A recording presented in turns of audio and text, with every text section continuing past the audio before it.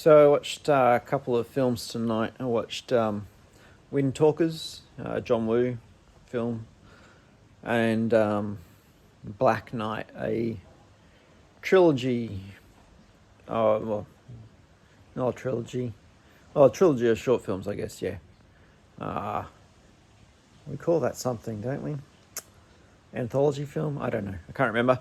Anyway, so um, I picked up Windtalkers yesterday at the op shop. I don't think I'd seen it since the cinema. And I've always considered it John Woo's worst film that he made in America. I'm not sure if that's accurate. Maybe Paycheck is. Because this time around I actually enjoyed Windtalkers more than I thought I did. So, yeah, it's interesting. I'm going to have to reassess my what I think of John Woo. Well, not John Woo, John Woo's American films. Yeah, I really enjoyed the blood effects, the squirts, all the gunshot wounds and stuff. It was quite effective. I'm not sure Nicolas Cage was the best choice in this movie. He's fine. You know, I guess, I don't know. There's just something about it doesn't quite sit right, but it's a good film. So,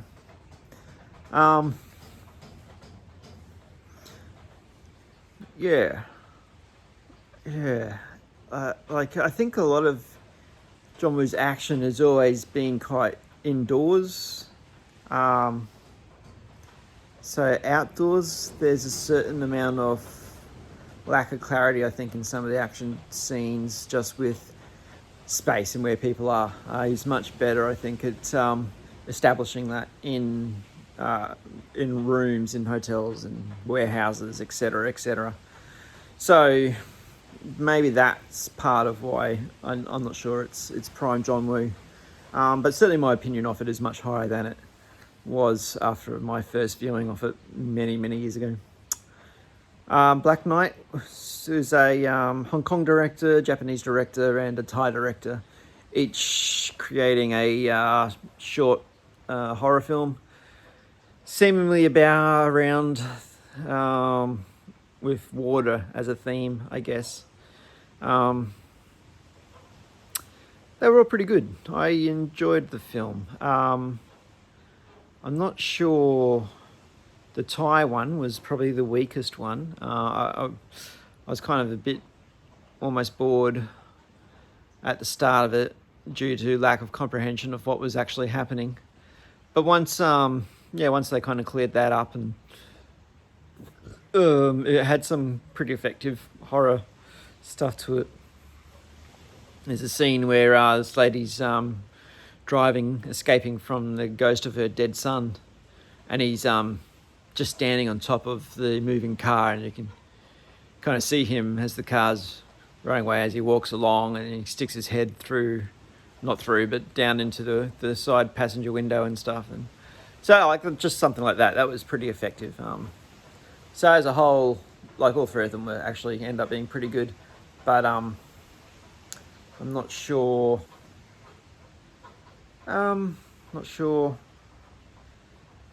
I know any of them. The Japanese one kind of looked cheap. It looks like it was shot on VHS, but you know, that's kind of part of the aesthetic, I think, of a certain part of Japanese cinema, the V cinema, straight to video.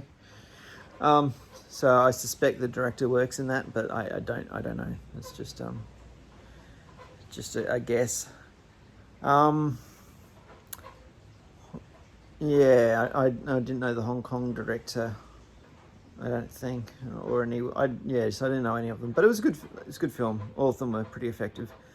Very kind of J-horror kind of vibe to them, you know, maybe because of the water, you know, the kind of dark water kind of reference, but yeah, it was good. Okay. So I went to see The Midnight Sky, George Clooney's new film, starring and directing again. So thought that was a pretty good film. I wasn't expecting a huge amount from George Clooney. Like, he's never been a director that I think has a strong visual style. None of his films have particularly stood out in the past, but they've been enjoyable. He's a solid director. So I was curious to see how he'd go with a science fiction film, to see if that gave him kind of more opportunity for visual flair or something like that. And yeah, like, I mean, there's nothing wrong with this film, but there's also nothing particularly memorable about it either. Like, it's just strictly from a directing standpoint. He does a good job, but you know, he's no John Woo or Brian De Palma. So overall, I liked the movie, the story, but it does have weaknesses, I feel like it's kind of a little bit spoilerish. Like, Earth has had some catastrophic event happen, whether it's a nuclear holocaust or some kind of biological thing. I think it's meant to be a nuclear war. Accidentally broke out or didn't. But they're light on the details, and so the threat is never really clear. So like, there's a spaceship which has been off exploring or settling a colony on one of the moons of Jupiter, and they're coming back, and he's trying to reach them to stop them from coming back into this situation where, you know, there's no safe place on Earth for them to go to. But we don't really have any real sense of the threat. Like, we know there's radiation, we know, you know, we get to see one person with radiation poisoning in the film and stuff, but like, the threat isn't explicit, I don't think, and so therefore the tension of them coming back doesn't really feel like it's there. Like, there's no kind of real ticking clock. I think also likewise the kind of stuff on the ship or on the spaceship coming back, like, stuff happens, but it just feels like stuff is happening, and it doesn't particularly feel like there's any kind of tension kept throughout the film. So in that sense, it's a bit weak, but you know, it's not awful, it's not bad. The main actress, the girl playing Sully, she is Felicity Jones, Jyn Erso. Like, when she first appeared on screen, I'm going, oh, is that Jyn Erso? I think that's Jyn Erso. Yeah, that's Jyn Erso. Finally, by the end, I worked out, yes, that's definitely Jyn Erso, and so it was good to see her again in another sci-fi kind of film. Yeah, and the cast was good. I don't know them particularly. Like, I think one of them is maybe the coach from Friday Night Lights. I think I've seen him in some other stuff. David Oyedeleye, or however you pronounce his name, is one of the other main cast members, and obviously he's a good actor. I think George Clooney is going to attract good actors. So yeah, I mean the cast is good, solid. It's just the kind of a little. I think there could have been more done with the tension of the journey. Also, another spoilery thing, like the girl who has stayed behind. This was a certain point early in the film where I considered the possibility that maybe she was just imaginary. I soon forgot about that, but yeah, that is just, it's kind of a trope. So even though I wasn't thinking that for most of the film, yeah, when you find out who she is and stuff, go, yeah, okay, could have seen that coming. Fortunately, I didn't waste time investing in that kind of line of thought, so it wasn't an issue for me. But yeah, it was good. A nice little moment at the end with the whole connection between them all, even though it was unstated.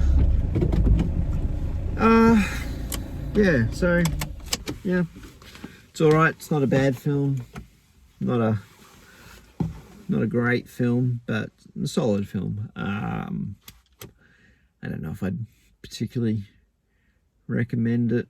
There's probably more other films you'd go see. So yeah, Midnight Sky. Just had an addendum to the Midnight Sky. I just wanted to say I quite enjoyed one aspect of the spaceship design. There's a part where they kind of go into a meteorite field, or perhaps some debris, space debris. But instead of having a rigid hull, the spaceship has a pliable hull, so it absorbs the impact of the meteorites. I thought that was quite interesting.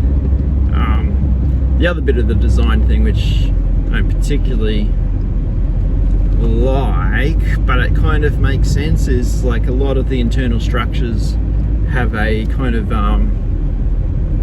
you know, like obviously a 3D printed kind of infrastructure. I mean, that design element goes into the stock off the shotgun that George Clooney has as well. So, you know, if you imagine that, branches or deer antlers and that kind of printed a structure, which I didn't love. That wasn't a bit I liked, but I did enjoy the hull being kind of not a rigid hull, like a cloth or some kind of polymer or something. I'm not sure. They didn't go into that, obviously, but yeah, just thought that was interesting and wanted to comment on it.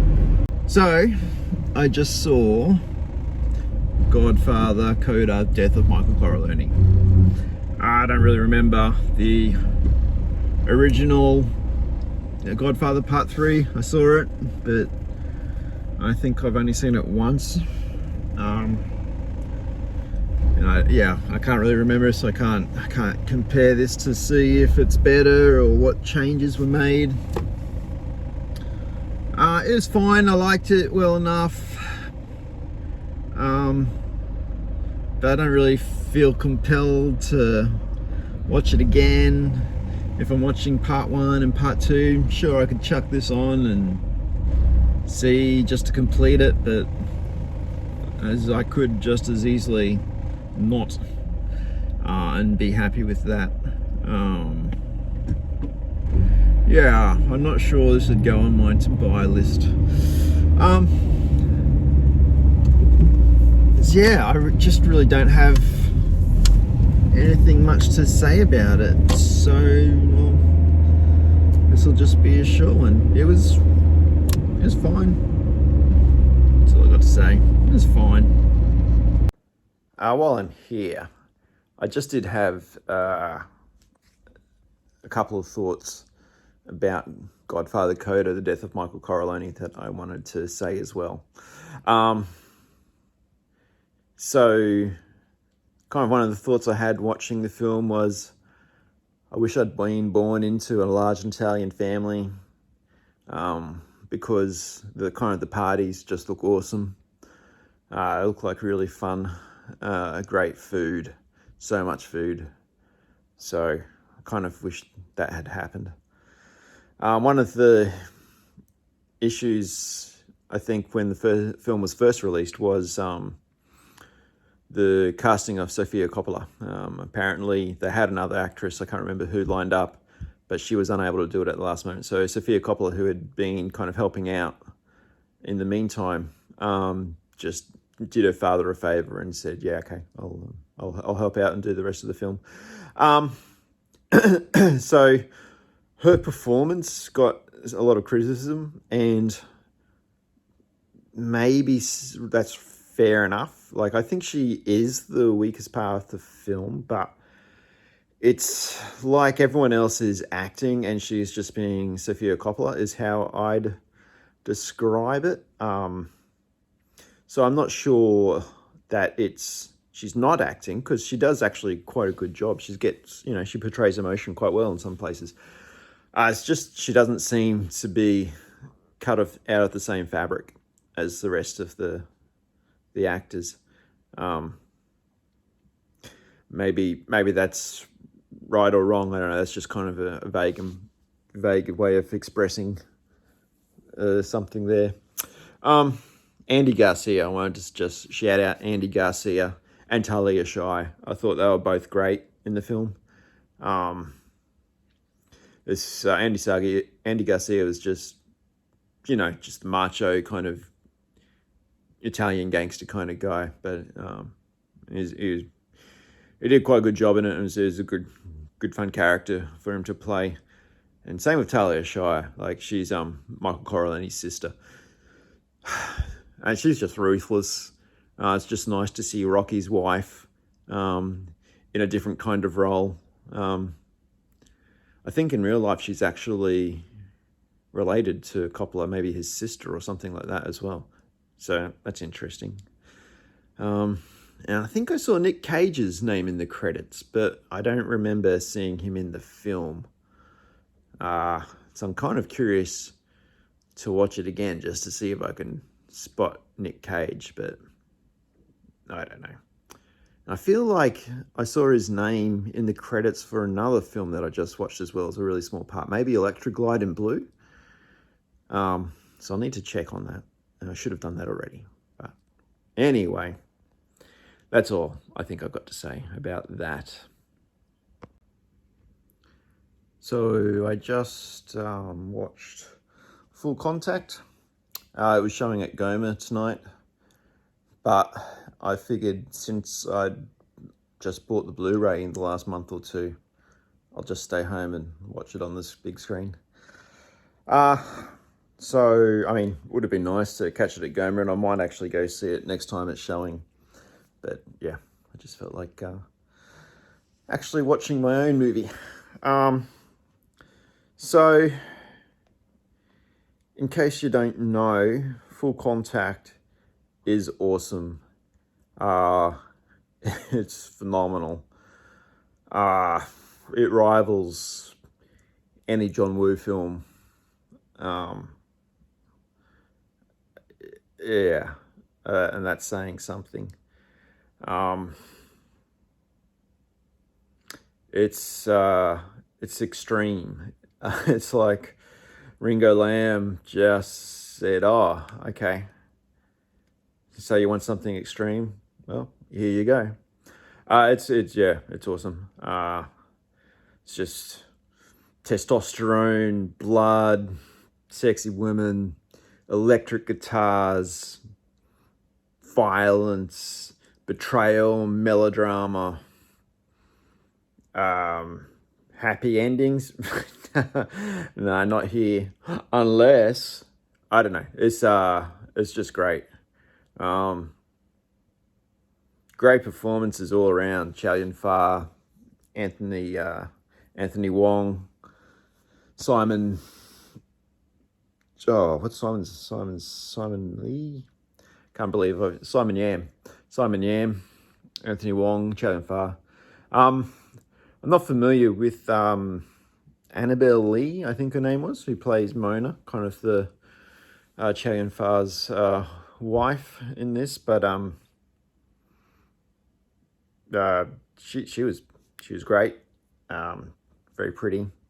She's a bit of a dancer, so we get to see her bust some moves. Yeah, oh man, just if you haven't seen this, and you probably haven't, you need to check it out. It's great.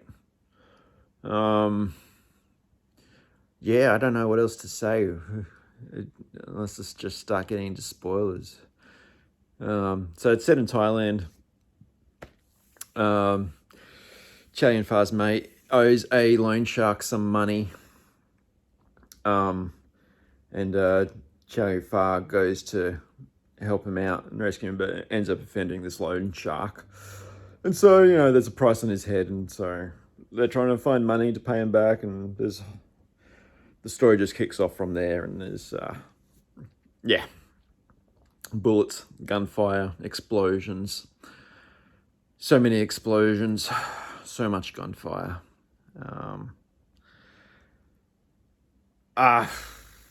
See it. It's awesome.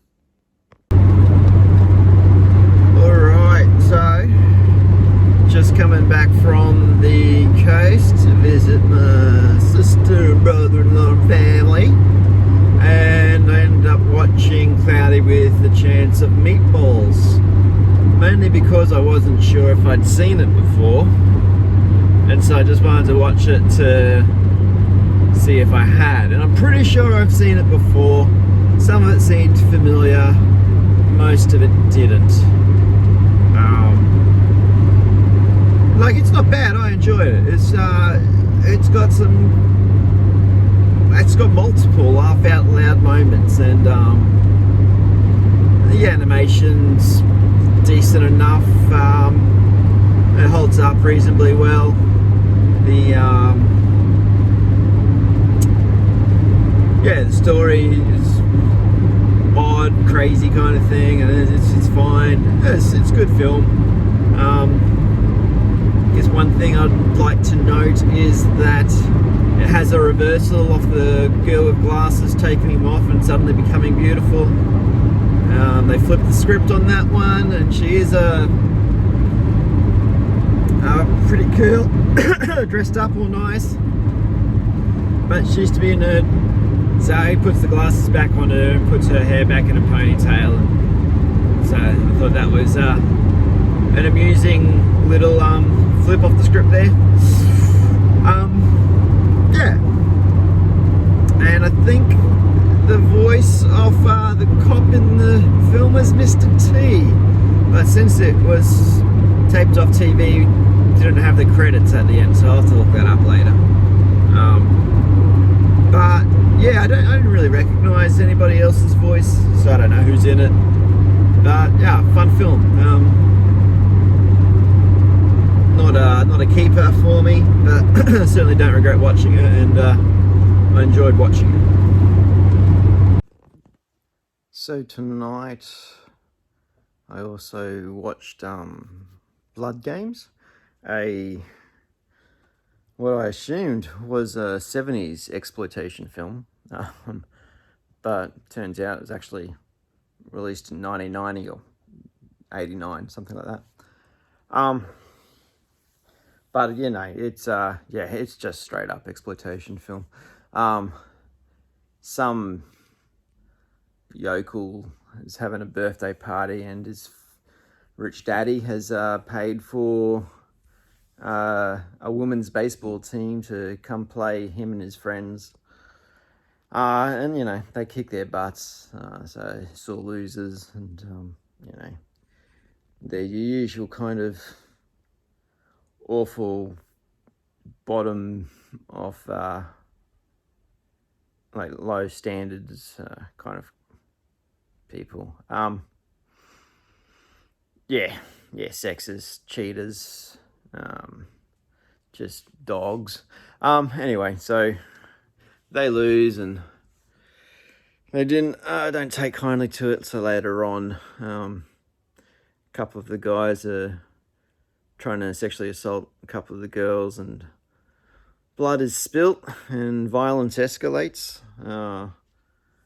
until eventually one of them's killed, the rich son, or the son of the rich man, and he doesn't take kindly to it, and so he just gets all the townsfolk to start hunting these women. And, you know, obviously tables are going to turn and stuff. But, yeah, at least half of them die along the way.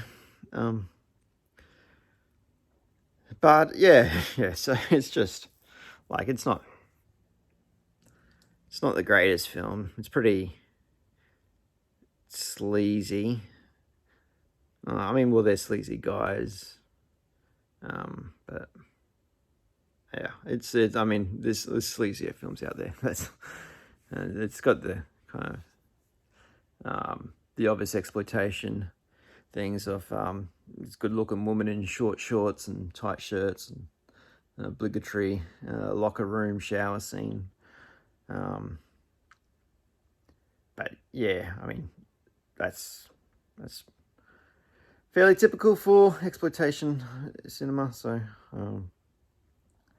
But so I looked at the credits for this Tanya Rosenberg, who's the director of it. I didn't see any other films for her. Well, that was on Letterboxd anyway. But like, I thought she did a pretty competent job. A really nice use of slow-mo in a lot of the shots. Yeah, I like, I enjoyed it. This was just part of the subscription to Vinegar Syndrome. It wasn't one that I'd heard of. Wasn't one I was buying. Just kind of came with my subscription to Vinegar Syndrome. So wasn't bad. I'm not going to recommend it. Certainly not going to tell you to check it out. But yeah, it could have been worse, so I didn't mind it. I just, frankly, couldn't wait for all the guys to die. They're really just scum. They give men such a bad name.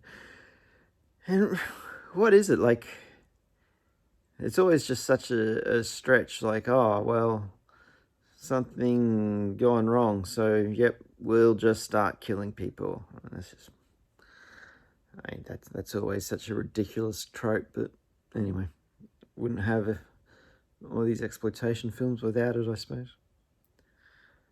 So Blood Games was, it was fun.